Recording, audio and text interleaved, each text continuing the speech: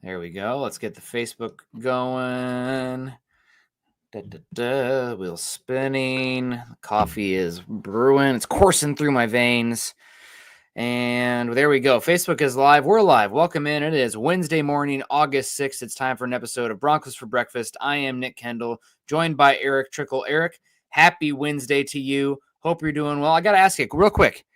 Okay, there's a fire in your building. Every family, pets are safe. You can save one souvenir item behind you. Which one is it? The Falcon. The big Falcon. The big Lego Falcon. Okay. Easily. All right. And why? It was the most expensive one. Doesn't have the most sentimental value or anything. It was almost $1,000. Like, that's the one that's being saved. Okay. Right. All right. Well, for me, gosh, which one am I saving here? I got to have something with sentimental value behind me here. I mean, if I wanted to go sentimental value, it would be the custom pop figure that my wife made me for Father's Day this year. You can save both of those then. I think that's fair. You got two hands. I'd take both of those. It'll be good. Oh, man. I am probably saving my Mount Whitney hat just because I bought it after I summited the tallest peak in the lower 48. So that one I love the hat too. So I hadn't been wearing it because I was getting a little bit scuzzy. So that's up there. I don't think I got any autographs. Oh, I have a Kirk Ferentz autograph there too. Maybe that one. It says "Happy Birthday, Nicholas." So happy birthday, Kirk. He just turned 70 years old, the oldest head coach in college football. So enough with our silly stuff behind me. My background's going to be changing here pretty soon because I got to pack all this up as we move to Denver here in the next 5 to 8 weeks. So wish me luck on that. I won't share what the room around me looks like right now, but I've been off work just grinding away in the basement, packing everything up. So wish me luck with that over the next month. I'm going to squeeze in a few hikes here and there, as well as enjoying the Pacific Northwest. But let's say hello to everybody in the chat. Rob in the house. Is it Saturday yet? Can't wait for actual football. I'm actually going to have to watch the game afterwards. Eric, you're going to have to, in chat, forgive me. I was begifted tickets to the Mariners game. It's the big Ichiro ceremony game. Two of my friends had an extra ticket and they know I'm moving, like, hey, please come to the game with us. And I got the okay from the boss to go Saturday evening. So I'm going to go watch the Mariners game, and it's always a good time. I'll have some way too expensive IPAs out there at the stadium. Probably going to have to be on me since they're giving me the ticket. We got Jason coming in saying Troy Franklin stock rising as he continues to stack good days. The undeniable talent is taking over in year 2. Very young player, seemingly stepping forward. I think barring a trade, he is a shoe-in to make the roster at this point. It's just, I talked about it a lot with Carl last night, Eric. I feel like we're almost approaching a Trinity Benson kind of situation with the Broncos where it's like you have so many 3s, 4s, 5s right now that are rosterable that you can't sneak them all in. What does it mean for the undrafted free agents that have had some quiet buzz behind them as well? Can Denver flip one of these wide receivers for a early day 3 pick? It's hard with Troy Franklin because you traded up to go get him as an early round 4, and you're probably not going to get equitable return. But Vele, question mark, is he somebody out there that could be moved? I don't think you want to trade Mims. You're probably not trading Bryant. So it's probably Vele, maybe Franklin as well, but we'll see. Yeah, I mean, if you're looking at it, I think that Vele would be the one most likely because of, 7th round pick, been dealing with injuries. You can try to showcase him during the preseason and get something for him because by all accounts, Joaquin Davis and Courtney Jackson are also absolutely shining throughout camp so far. Troy Franklin he's doing very well. I think he's hit that point where it would be hard to trade him unless a team comes in offering something great for it. But you're not going to get a return of investment on him most likely because nobody's going to come in offering what would be basically a late 3rd pick or an early 4th and the equivalent of what, they went and used on him to go trade and all that. So again, I think Vele would be the one more likely to be moved, but they are definitely making it hard for Sean Payton and George Payton when it comes to making the decisions of what to do with the wide receiver room. It's always a good thing to do. And so it's good on Troy Franklin that he's stepping up. How does he finish? That's the one big thing because, again, I've said this before. Over the years, there have been multiple times where somebody started the first week or 2 of camp extremely hot. We get to preseason games, they fall flat. They failed to close out the preseason and regular season very well, and they're part of the first batch of cuts that don't even get considered back for the practice squad. So Not saying that's going to be Troy Franklin, but it's just, hey, it's great that he's starting out well. Can he keep it up? Can that consistency carry over? Can it carry over to games? Can it carry over to joint practices? But it's a good-looking room right now. Definitely proving us wrong, and maybe they end up keeping 7 receivers because they're forced to. Yeah, it'll be very interesting. Obviously, I can't imagine them getting trade value for Trent Sherfield. One thing about Bailey as well that changes the math, in my opinion, 2 things. You drafted Pat Bryant, big physical player, big slot / X, can do that stuff similar to Bailey, and you just re-upped Cortland Sutton, which has been a question mark as well. So Franklin is a different skill set. Mims is a different skill set. You have a little bit of overlap with those other 3. Obviously, you just drafted Bryant and you paid Sutton, so I think Bailey is a great player, and I'm very happy to have him. And you mentioned the wide receiver room. I think we're still searching for, actual wide receiver 2, where right now it's like a bunch of 3-4s, which is fine. You can get by with that. But it would be awesome if somebody could step up to be, Eric Decker, Emmanuel Sanders level of 2, because we're not there right now. But yeah, no, Troy Franklin And stacking good days. I just want to add in, I don't expect Trent Sherfield to, after reading and listening to what Darren Rizzi had to say about him. I fully expect Sherfield to make this roster for special teams. And get a jersey. Yeah. Active. So that's just not only making the jersey, but somebody who's playing special teams for sure. Chase Wellner, Iron Sharpens Iron. Good to see you. Remember, folks, to join our membership over at Mile High Huddle. Like Chase, hang out with him. Appreciate you coming in. Also, Dave Glassman doing the same. Good to see you. Why do we have a post 7:30 start time when we start at 7:45? Because Scott and I are long-winded, and Scott went a little long, and also I had to get a re-up in coffee. It was our block party across Seattle last night, Eric. And in Seattle, we don't have air conditioners, so windows got to be open at night. My neighbors were up in my alley right behind my bedroom, bumping music until 1 a.m. Last night. So I got 4 hours of sleep. I need my coffee, so that's why. Maybe I'll start posting 7:40 instead. Sorry, Conga. Just also I had to say hello to the little guy who got up and ran over to me when I poked my head up for coffee and wanted to give me a hug, so I had to. Sorry, I love you guys, but not as much as that. Denver Luke, good to see you. Hope you're doing well. Appreciate you coming in. We got Troy Bauer saying the Coop clamoring is what I remember the most, or Cooper Cup, not Coop. Broncos were looking for a little bit more sure thing. I know that they had money to spend. In hindsight, it's good that right now it's easy to say in hindsight it's good they didn't. Let's see what the wide receiver room actually looks like a few games in, but I'm happy they didn't spend that money, especially for what he got. He got a much bigger contract than I was. Like if he was much cheaper, sure, why not? Not much harm there, but he got a lot. Austin H, good morning, gents. What under the radar player are you excited to watch this week? I'm interested to see in Lavelle Bailey how he looks.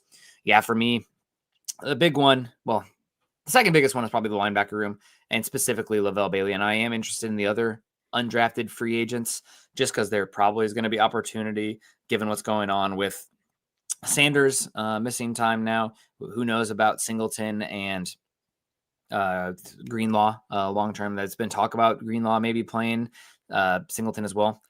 I don't see any reason to for either of those guys. I'd protect them as much as possible, especially a team that's San Francisco that's physical but down near last season, maybe a little bit chippier. I wouldn't mess with it too much. I know that you're trying to establish a mentality, but we need to get to the finish line of the preseason before we're getting too chippy, I think. So I want to see what the undrafted free agents and Lavelle Bailey look like at linebacker. That's probably storyline number 3 for me on this team as we enter this first joint practice and training camp or a preseason game.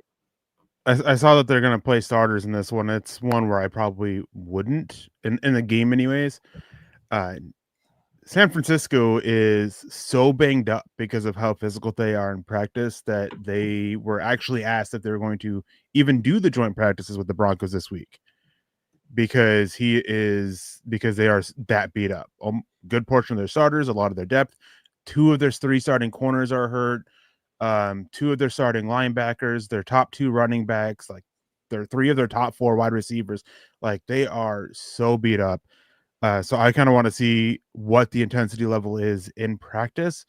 But as for this game, I'm really excited to watch Uwazurike. I know over the years it's been a roller coaster with him, but he's been getting a lot of hype from people that I've been talking with.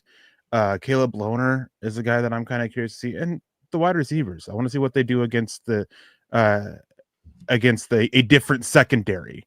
Whether part of the reason why they're doing well is because of familiarity with these guys here in Denver and kind of knowing what they're going to be seeing, and how do they do against corners that they don't know what they're going to be facing against. Hey, I know that you mentioned Awazarike. Obviously, I like to bring up the important note that he still has 2 years of cost control because that 1 year that did not carry over for his contract. So while Mathis from that same 4th round, same draft, Nick Benito, their contracts expire this season, you still have 2 years of control for Awazarike. So that's a little bit of a value in your pocket and reason to maybe keep him if there's anything close. For the Broncos right now, I mean, you're obviously keeping Savion Jones, Malcolm Roach, DJ Jones, Zach Allen, JFM. There is 5 right there. The question is, would you keep 6? And especially for active. Right now, my assumption is Awazarike makes the roster, and he's a game day inactive unless an injury occurs. Obviously, that changes the math. But definitely it'd be great if they could find another cheap, cost-controlled depth option. You don't rotate any position as much as the defensive line, and the more quality bodies you have there, the better the baseline of your defense is week to week. So excited to hear that one. You mentioned that yesterday in one of our chats, and my ears perked up. Even though he's an Iowa State guy, that was a pick that we were very excited about when it was made. For me, the thing I'm looking forward to the most, because we kind of talked about wide receivers already. That was my number 2. We can get back into that if we want, but it's the depth of the offensive line. Excuse me. Long term, the Broncos have been very top heavy in their or not long term, but recently they've been very top heavy in their expenditures on the offensive line, and that has come with not drafting them and not a lot of mid-level signings as well. But the way the team is set up right now, you have 1, if not 2, openings on the offensive line next season, and I would love to have a situation where you already have viable options in-house for those spots. So we're talking about Luke Wattenberg departing, contract expires, solid starter, not the best in the run game, but he's for a cost-controlled rookie contract, 5th round pick. Like, that's good hit, good development. You have to have guys like that sprinkled across your roster. So happy to have him here. I'm not sure what his future looks like. I'm guessing he's probably going to get a Lloyd Cushenberry-esque contract, but who knows? And then you have Powers, who's again fine, B- probably level starter, but with his contract, how it sets up, left guard could be an opening as well. So my eyes are on mainly the interior 2 spots there, and what could that look like? You got Alex Forsyth, of course, who started last season with some good run blocking highlights here and there, but the pass blocking, obviously the low light versus the Chiefs. You got one of Bo Nix's henchmen, and Nick Gargiulo. I always pronounce the name wrong. Gargiulo. Gazoon tight for me on that first one, but he's been following around Bo Nix a lot, and he could be somebody guard center, flexibility as well. You got Alex Forsyth, who right now is the right tackle, but long term might be better as a guard. He's another one who's like, does he actually have enough at the point of attack earth moving ability? But now that Denver is going to implement more wide zone, what does that look like? And then finally Clay Webb as well. So left guard, center, and who are stepping up on the depth of the offensive line. I'm not expecting the Broncos' first-string offensive line to be out there this week. I'm not sure if we heard much about that or if that's been reported or not. So really the depth of the offensive line, and can we have somebody internal step up and give the team a young, cost-controlled option long-term? Because then it gives you flexibility in the draft, flexibility in free agency. If one of those undrafted, low draft pick free agent or guys can develop into a competent, even just a Luke Wattenberg level starter. That's big money and really good for the health of the Broncos long term. Yeah, it's, as you said, I really want to see some of these depth guys step up, and reading in on what's been happening at the 49ers practice to get an idea. Their depth on the defensive line and their defensive front has been doing quite well. Alfred Collins has been a monster for them up front. What's his name? The Indiana defensive lineman that they drafted, CJ West. He's been doing really well for them up front, and neither one of them are starters right now, so they'll probably get a lot of action and a lot of run in this. You have Michael Williams, who's been doing very well for them. So they've had a lot of guys on that defensive front doing well. So do these depth guys step up? You mentioned Ben Powers. Well, next year he costs basically $18.5 million against the salary cap, and His play hasn't been worth anywhere near that. His play hasn't been worth the $17.5 million that he's getting this year on the good salary cap. He's probably been about a 8 to 10, maybe 11, $12 million average per year basis level player. When you want to, put that value in a contract aspect, which is about where his base pay is. The restructure that he had not last offseason obviously inflated his cap numbers this year. But they have a way out of it. He does have money that is due that becomes guaranteed at some point after the season. I believe it is like March 19th, I believe. But you can save in a regular cut. He still is it's dead money is greater than what you save, which you typically don't see teams make the move in that case. You're only saving about 8 million, whereas it's about a little almost 9 million, and then it's a little almost 10 million in dead money in a regular cut. So if he doesn't perform well, we will likely see a post June 1st designation for him, which spreads the dead cap hit money over, next season and the season after. So Ben Powers very much playing for a job right now for this season because of this financial situations, and Luke Wattenberg, as you talked about. So can some of these guys step up? The undrafted free agent whose name escapes me at the moment, can he step up and push Alex Forsyth? Tress? No, Clay Webb. Clay Webb. Okay. Yep. Can Forsyth step up or Gargiulo? Not Gargiulo. Webb. Can Webb step up and push Forsyth even for the backup job this year? And I'm gonna have to pass it off to you. I am getting a weird beeping noise on my end. Okay, I can't hear it. So there's good news there. I'm just gonna figure out what it is. Okay. Well, hopefully it's not your carbon monoxide alarm. Gatorade Gaming. Good morning, Nick and Eric and Dylan. What's good, Broncos country? We're good. We got Troy coming in with a $9.99 super chat. He says, shaping up to be a coaching staff talked about years from now. Vance Joseph, Jim Leonard, Zach Streif, Webb. We got Rizzi, of course, as well. I mean, Lombardi is a good piece to have here as well. So yeah, and we'll see. The big one will be defensive line coach and the edge rusher after what happened with Will Hoyt this offseason. But it looks like to be a very, very good coaching staff. And that's something that having the Broncos very, very wealthy ownership group is a huge positive. There's no salary cap on the coaches. Sean Payton has a lot of connections over the years he's been here. And does seem like, given what we saw this offseason, Eric, with the Lions and the Bears, I think we had multiple Broncos coaches picked off. Maybe this Sean Payton scheme, if you will, is going to be what everybody's looking for. Now, granted, Sean's changing things this offseason, looking for more wide zone. So good to see him, year 17, 18, still evolving and changing based on what he's seeing. He's always been somebody who's liked to have been very multiple in his offensive line. And given you have bringing everybody back, it makes sense to look into more variety and communication and chemistry based with the wide zone. So will be fun to see. But good coaching staff, and it all starts from the top with ownership and Sean Payton. Pearl in here with the beautiful tricolored corgi picture. Says, hi, all. Good to see you, Pearl. We got Brandon Williams, one of the members of our community. Says, good morning. Everyone switched Facebook to YouTube. Yeah, we're over at YouTube more so make sure you guys join us there. Click the thumbs up wherever you're at. We appreciate that. Roy Osborne, good morning. It's move to hear what Sean Payton said about the team.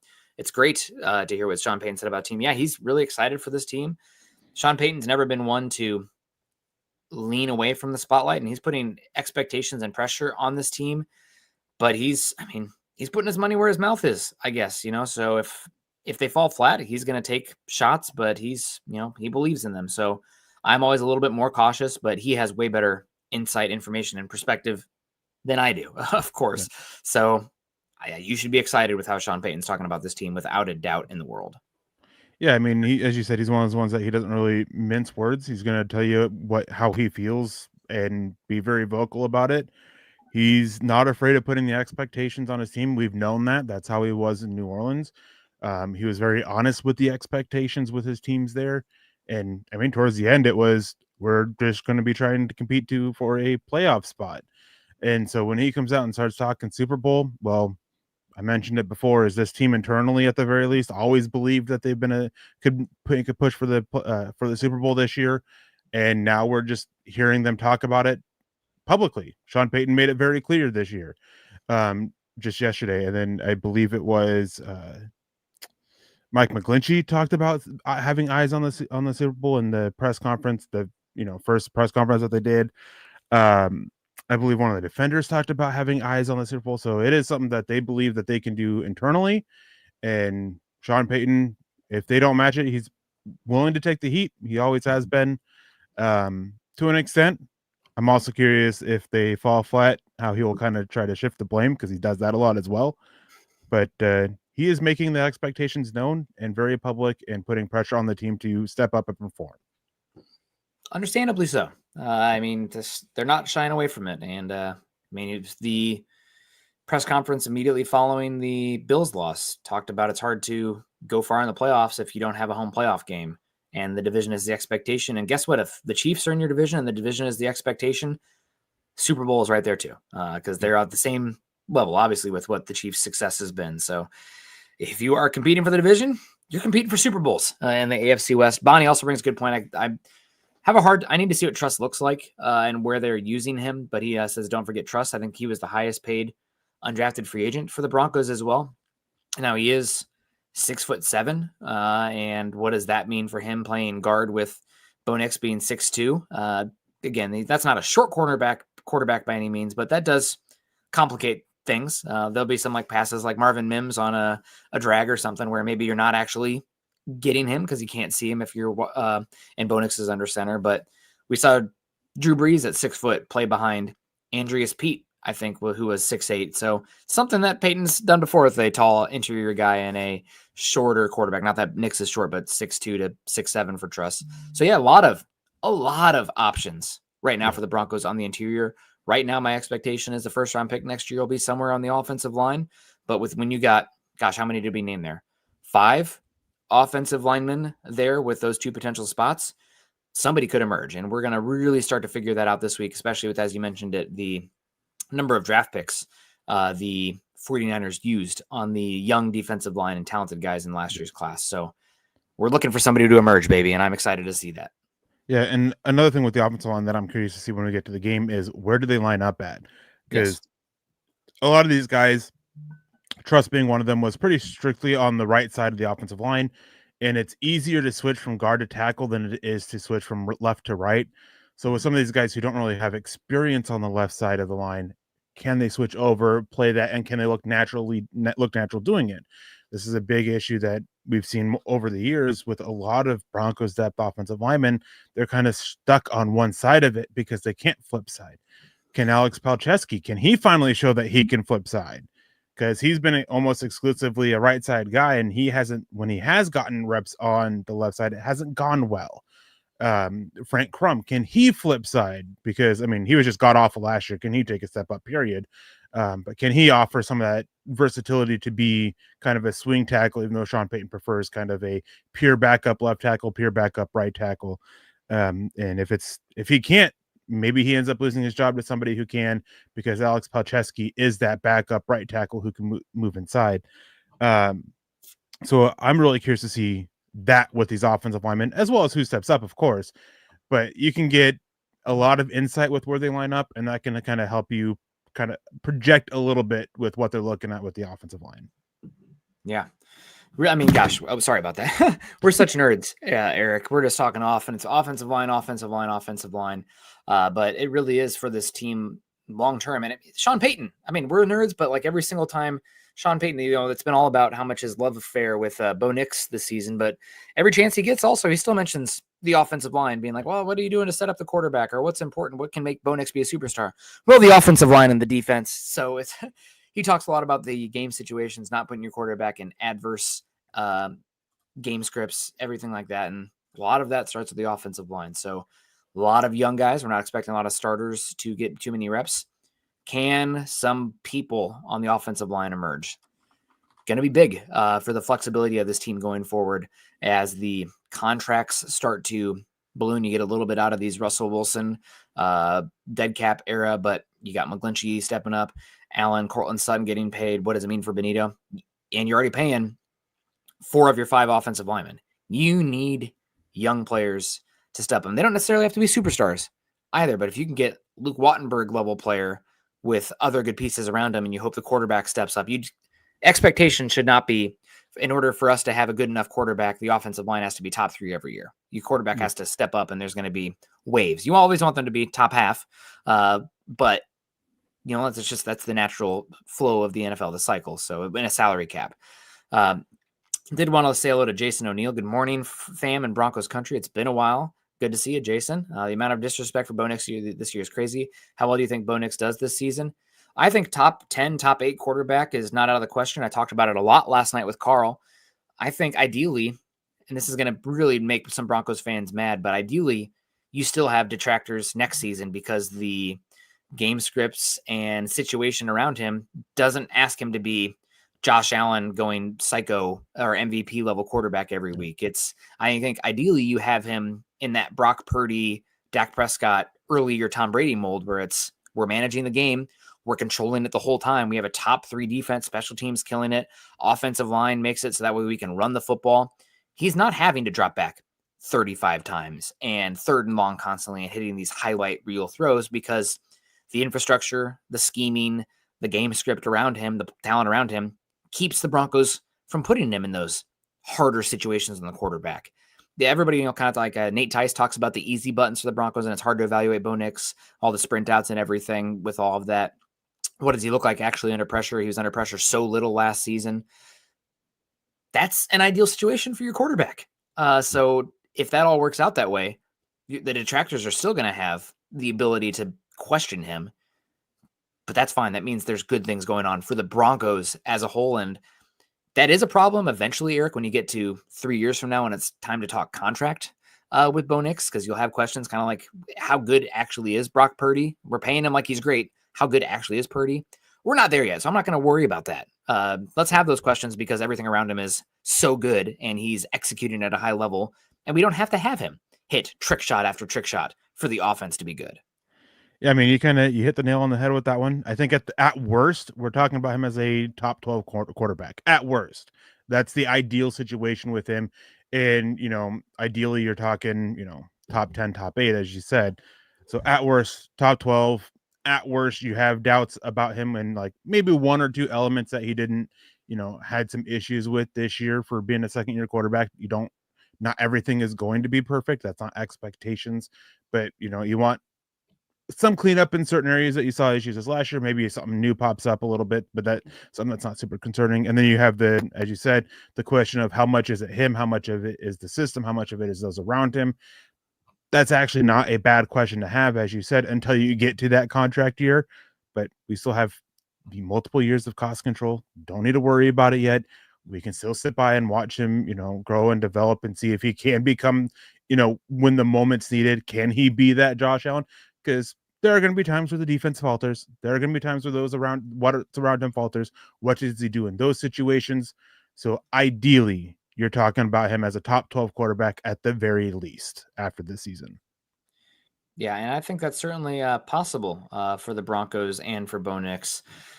Moving forward, Eric, next thing that I am just super excited about. So we obviously know a lot of the veterans are not going to be out there in camp. I am hoping that RJ Harvey just looks different out there at a different speed. It's kind of like when you're playing old NCAA football and I'm not looking for, this is too much, but Reggie Bush, when you had the old NCAA football playing on freshman mode and he's just like, you're literally just looping around the defense because you're so much faster than everybody else and more explosive. That's an element this Broncos offense was sorely lacking last season. Now I know the fumbles and the pass protection, until we have a little bit of a better idea with that, Harvey's ceiling and opportunity will be capped. But I am hoping that he just looks different with the football in his hands when he is given opportunity.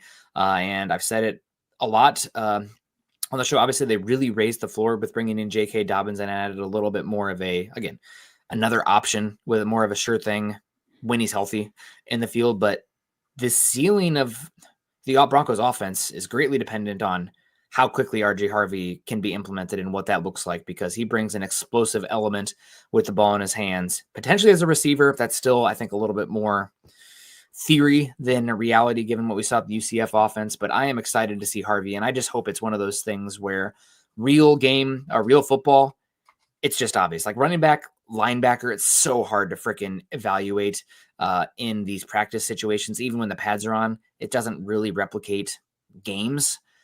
So Harvey is one that I hope is must-see TV. And when he gets the football, it's like, well, I know that we got questions about the pass protection still. I know we got the fumble stuff got to be better, but he is just too explosive and electric to keep off the field. So I'm really hoping on Harvey for one of the big ticket guys coming out of this first preseason game. Yeah, I mean, what you're kind of wanting from him, at least what I'm wanting from him, is to make it clear that he is the top back in terms of first and second down when you're in more running situations where you don't necessarily have to worry about him in pass protection because you're not going to be using him in pass protection. You're not going to have to be worrying about trying to pick up that first down on as you do on third down. You can use him as a route runner or you can use him as a runner and allow J.K. Dobbins to fill that third down role where there's a receiver, enough there's a blocker, enough there's a runner where he can be this three-way threat that you want from the running back position. But Harvey shows that explosiveness that you want him out there on first down, you want him out there on second down to provide uncertainty and questions for the defense, and that means showing enough as a receiver to still be a receiving threat.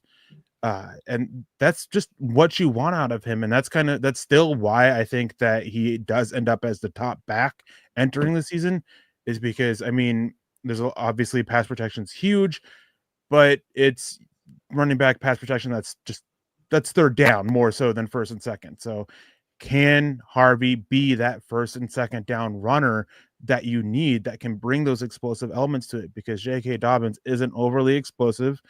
He isn't, an efficient running back. So he's not that guy that you want in those situations. You want Harvey to be it. And by all accounts, Jaleel McLaughlin, he's going to be in there for that aspect of it too, because he's been looking really good. And I think that it's been made clear he's making the roster by being given podium time. But just to expand on it, not just Harvey, but the running back room in general. How does Audric Estime look? Does the every now and then he looks great in practice. He has that one great day and the rest are kind of meager. Does Blake Watson carry over the explosiveness that he's showing in practices into the game? What does Tyler Bidet look like? So there's a lot of questions in this running back room. And I'm going to throw in one thing I'm looking forward to. I'm not going to talk on it long because it's not Broncos related. I really want to see Upton Stout. He's been killing it for the 49ers camp. He's one of my guys from the draft. I want to see how well he does. I'm looking forward to that. Then one non-Broncos thing I'm looking forward to. I know that there was a lot of hand-wringing for him being a third-round pick from the media. I bet he's like 5'7", but he's an outlier with the size, maybe 5'8". But yeah, Western Kentucky, gotta love, right? Western Kentucky, yep.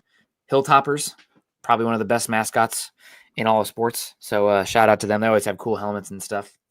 And Western Kentucky is always a good time. One of my favorite non-power programs, just because their offense is a very different than what I have to watch with Iowa. So shout out to the Hilltoppers out there. Finally, Eric, as we start to wrap up the show here, I am looking. So we talked about. Do you want? Let's actually two more things. Wide receivers a little bit more. Your expectations with everything. I know that everybody's excited about Franklin. I think in the game situation where things are a little bit more physical, and I think it's not going to be as down the field oriented, I think it's going to be a Pat Bryant emergence. I know that Franklin's had the splashy plays here and there. I think when things get a little bit more tight, I think Pat Bryant is going to be the one who emerges. And it sounds like he's been getting peppered with a lot of targets and been stepping up a bit, but he's always been one. He didn't test well, but he's been a gamer. So I'm expecting some of that gamer element and the security blanket element that he brings to be the guy. So I feel like we're not getting very much Pat Bryant talk right now. And I think he's the one who could emerge. He's got just as good a chance to be wide receiver 2 on this team as anybody, besides the comment from Quentin talking about Evan Ingram, which Quentin, good to see you. We've been talking about Ingram being de facto wide receiver 2 on here since April when they signed him, I guess is probably dating back to then. But just given his role, but you're absolutely right. Good point. But yeah, no, Pat Bryant, it's the rookie class, of course, longer, more control, more optimistic, more hope with those guys. But I think with game situations, I'm hoping Bryant all takes it even to another level. Yeah, there's been some issues with him in practice. He's been having great moments, but there's been some pretty bad lows. I know that he had a pretty bad drop early on in camp that was an easy catch, and he just kind of lost focus. He got talked to by Sean Payton about it. He had another one where he slipped and fell on a route, another one where he lost a cleat on running his route out of his break. So still some things to clean up, and he's been cutting down on those lows a little bit over practice. Hasn't quite had as many highs as Franklin has. So I'm excited to see that. I am excited to see what Franklin does in the game situation. Can he carry those shining moments into the game? What does Bailey look like? I mean, he's started to come around a little bit the last few practices. That was dealing with an injury, seems to be healthy, still wearing a sleeve on the leg. Can he, can that carry over? Marvin Mims, he's been getting a lot of hype, looking well developed as a route runner now, and seems to have been put in the work to improve there. Does that carry over to the games? Because it can be easy to show improvements in route running in practice. It can be easy to show it in one-on-ones. It can be easy to show it in, just the walkthrough type stuff that they do. Game situations, you can fall back. It's easier to fall back into old habits. It's easier to, forget your teachings in the heat of the moment kind of aspect of it. Does that carry over? Undrafted free agent wide receivers. Kyrie's Rowan, he's been getting a lot of hype, but he's one of those guys that you hear him get hype and then you see him, Sean Payton pulled him off to the side to talk to him. That was one of the practices the other day. He had a great catch, then followed it up with a bad drop where Sean Payton was talking to him. Had a great rep, then ran the wrong route and had Sean Payton talking to him. Courtney Jackson, is he able to emerge as a returner option and help push, solve that second kick returner and push for 7 receivers? Does Davis do that? This wide receiver room, top to bottom, is just so intriguing now, which it's nice to say. I mean, we both had our very valid and concerns about the room entering in. They seem to be matching it, but this is a moment where they can really show out and not necessarily put those concerns to bed, but help us feel a little bit more at ease with where this wide receiver room is at. Yeah, again, it's one of those ones where it's like they have so many 3, 4, 5, 6s. Okay. Can we get a solid, like a real number 2 to emerge? That sounds gross. A low 1A, if you will. Somebody who is arguably in that top 30 right now, because it feels like right now Denver is really loaded with like guys who could probably be wide receiver 50 to 90 in the league, which is like, again, it's great. We're talking about good problems here at the depth, but more of a sure thing. And they're going to have opportunities, of course. And maybe that's just my mind being warped around what it was like during the Peyton Manning years, where Sean Payton is much more of a using different chess pieces, if you will. So you don't necessarily have to have that every guy that's out there, every single rep wide receiver too, as long as you have the wide receiver, running back, tight end trio kind of going on. So going to be fascinating to watch again. I don't know if you've heard any buzz about this. I'm sure following joint practice and preseason games, maybe we'll start to hear a little bit more, but it's just the math ain't mathing right now with the number of wide receivers they have. And rather than straight up losing somebody, I'm hoping we can at least squeeze a little bit of value with a not Trenton Holiday, a Trinity Benson trade kind of thing. We got Camden coming in, says, hi, Broncos country. I was wondering if you guys heard anything about McMillan. Seems like he's having the most quiet camp, and I don't know if that's good or bad news. Sounds like he's been solid out there without a doubt. I know early indications, we talked about this on the show, Eric, is that Barron had been a little bit better on the boundary, getting more opportunities on the boundary, but I keep hearing from folks that I talk to and the media that I do follow, it's not a lot, but the media that I do follow, that Riley Moss has been unbelievable in camp this season and making play after play. And like there's ones where the ball squeezes past him sometimes, but he's in perfect position, moving great, better than last season is what I've been told as well. So, I mean, you took a first round pick. You want to put him in the best situation possible, but you want the best 3 out there too. So it seems like Moss, boundary, Barron, slot is where it's now trending again, even though maybe there was a little bit there where it could have gone either way. But I'm fascinated, and this is a perfect segue for my last one that I'm curious about. Obviously, Surtain's not playing, so you get all of them, but what are the cornerbacks looking like here, and how does that emerge? Are we going to get some McMillan safety snaps? We got a few last season with McMillan playing safety in preseason, so really curious to see the usage. Will we get Moss in the slot? Will we get McMillan out wide? Barron, where is he the best at? So the cornerback room, how it revolves and rotates around Patrick Surtain, obviously the son. Fascinated to watch. Yeah, I think we're going to see. Well, I guess what I should say is what I'm interested to see is if the Broncos with their corners go almost fully matchup based with their corners. As in, sometimes we'll have Barron in the slot when they're facing a little bit of the smaller slots, and then when we get face teams that use those bigger slots, it's Riley Moss in there, and then Barron on the outside against the Z. Part of the reason why we started off early with Barron working the outside is that they didn't want to throw everything onto his plate at once and have him immediately start out working in the slot. So as he picked up the defense, learned the verbiage, he was working outside with Moss and McMillan rotating in the slot, and then he's kind of picked it up. Now he's working in the slot. Moss has been absolutely killing it. Looks far improved from where he was at towards the end of last year. Where even before the injury, he's looking better and improved. So I'm very curious to see this cornerback room.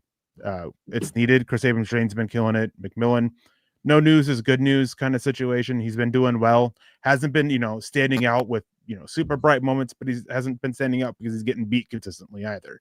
Yeah. So he's been very solid. So I'm curious to see this group, and I'm curious to see if the Broncos go almost fully matchup based with how they utilize their top three corners and where they line up at. Going to be fascinating. I do have one final one. We got to get going, but we want to say hello to Proud Zenial. Good morning. Late to join, but I'll restart when it's over. Heck yeah. Appreciate you being a member of the show. We got George Fox coming in. George's been with us for a while. Good to see you, George. Says great pod today, guys. Thanks. Well, we really appreciate that. If you guys are liking this, make sure you're following Eric and I on Twitter, liking, subscribing, being a member, dropping the thumbs up on the way in, review, all that good stuff. Season's right around the corner, so Eric and I are going to be here. Obviously, with my move, my schedule might be a little bit weird, but we'll see. But my final one, Eric, and probably one that it's hard to talk about because I don't have the expertise knowledge on it, but it is the special teams coverage units. Those guys are going to be playing. The depth there, safety depth, linebacker depth, tight end depth, what that all looks like in the special teams usage. And of course, the new punter as well. It sounds with Jeremy Crawshot's been a little bit hit or miss. He's been a little bit more consistent of late, but what does that look like in actual preseason games? I'm hoping that he has a few boomers in these upcoming games and matchups, and we have ourselves a guy. I know there's been some excitement from the Broncos coaches, but I mean, he's a rookie that they drafted early for that position. So of course they're going to say that. What do the results actually look like? So punting, hopefully we don't see too much of it this season, but it's a part of the game, and it can win you football games and lose you football games. So the coverage units, the depth, we're going to see those guys, and the actual punter himself in Crawshaw. And Proud Zen asked, where'd I get the hat? This one right here. Put it on yesterday, the mountains on it. I think it was on Fanatics or somewhere. I saw it. Instagram gave it to me. It said, hey, you like the Broncos in the mountains? It's also got the old school D logo on it. And I like the mesh because I get hot and when I'm moving. So, yeah, I think it was there. I got it for Father's Day. So shout out to my wife. Love the hat. But punters matter. Eric, obviously being an Iowa fan. That's something that it's a dark horse landmine for the Broncos this season. If that's weak, it could lose them some games. If it's strong, it could win them some games. It's just, that's how it is, the third phase. Yeah, I mean, Crawshaw, he started off being able to boom punt. I mean, he had that one practice where he boomed 3 70-plus yarders from his own, backed up in his own end zone. But placement was a little bit rough. They tried some, pinpoint accuracy type things, pinning the opponents deep on the sideline. Started off a little bit strong. Or started off a little bit weak, and it looks improved. They've been putting the work in, but special teams as a unit, I'm glad you brought it up, because how do you make a roster spot as a depth piece? Special teams. They're the coverage unit standing out as a returner. Somehow, some way, you stand out on special teams. And Darren Rizzi is a guy who has always had a loud voice when it comes to building the roster, because Sean Payton sees the value in having great special teams units. The Broncos weren't bad by any means last year. They were inconsistent, but they were still, about middle of the pack at the least. But it wasn't good enough. And Sean Payton brought about drastic changes to the unit, to the room with the coaching change, and focusing in on bringing in guys. Trent Sherfield, Sam Franklin, who's been looking good on defense as well, who we didn't talk about safeties much. He's also a special teams ace. So they've brought those guys in to improve it. Who steps up at some of these other positions? Does Lavelle Bailey step up on special teams as well? Last year he was a little bit rough, and he did see a lot of action on special teams. Nate Atkins was one of the key special teams players. PJ Locke, Justin Cernod, they have a lot of good special teams players. So what spots are available still, even on special teams? Who steps up for those? How do those guys who are great special teamers, how do they, fit in with the roster math? There's just a lot of questions for building this roster in general, and special teams. Again, it's how you answer those questions. we're going to find out. It's time for me to go because I got the wife. So we did go 45 minutes still. Eric, appreciate that. Hopefully I'm not frozen. There you go. Okay. I think it was me who's frozen for a second. But appreciate everyone coming in. Super chats, Jason Bonnie, Troy Boer, Camden. You guys are great. If you guys are enjoying the show, please give us the thumbs up. Obviously, we love interacting with you guys, and that helps us a heck of a lot. There's a lot of really good Broncos content creators out there, but I don't think anybody's doing it as early as us out here on the YouTube side of things. And, we're here for you guys. So appreciate it. And, doing these things and you guys keeping these shows strong gives Eric an incentive to keep waking up as early. I thought I was waking up early at 5 with my Falcons stuff before this show, but it's early for Eric. So we want Eric to stick around. That's for sure. With all that, I don't think I've scared you off too yet. I also want to say the mustache is looking good today. I don't know what it is. It looks a little bit fuller, but I think it's a good look today. Maybe it's the white shirt. It's making it pop more. But make sure you guys are following Eric and I on Twitter. Of course, let's pull. Oh, man, Dylan, I'm having a hard time here. How do we get this going? Boop. How many years have I done streaming? There we go. Make sure you guys are following Eric and I on Twitter. Eric's at Erick Trickel. I'm at Nick Kendell, MHH. Also follow us at Mile High Huddle. We're over at Facebook.com/Mile High Huddle and Facebook.com/Mile High Huddle Pod. Head over to Spotify and Apple. Leave us a 5-star review if you think we've earned it. If not, go find another show and blame them. I don't know. And subscribe, like, and share over on YouTube. Become a member as well. You guys are killing it today. We really do appreciate the intelligent, well thought out, articulate comments from the section and passionate comments as well. I know Eric and I, some people can get frustrated at us because we're not always, taking every single positive narrative and exploiting it to be like the best thing ever because we're a little bit more analytical, I guess is the word on that spectrum. No, it's appreciate all you guys. Also shout out to Dylan in the background running the show and hanging out with us in the mornings as well. Dylan's hair is looking very voluptuous today as well. Oh, don't do that. I'm pregnant. Appreciate everyone. We will see you guys again with real Broncos football to watch and evaluate. Big thing again, everybody. What's the big thing we're looking for here? No injuries. Everything else, whatever. No injuries. That's the most important thing coming out of these games and the joint practices. So manifest that. Everyone have a great weekend and choose kindness, compassion. Go Broncos.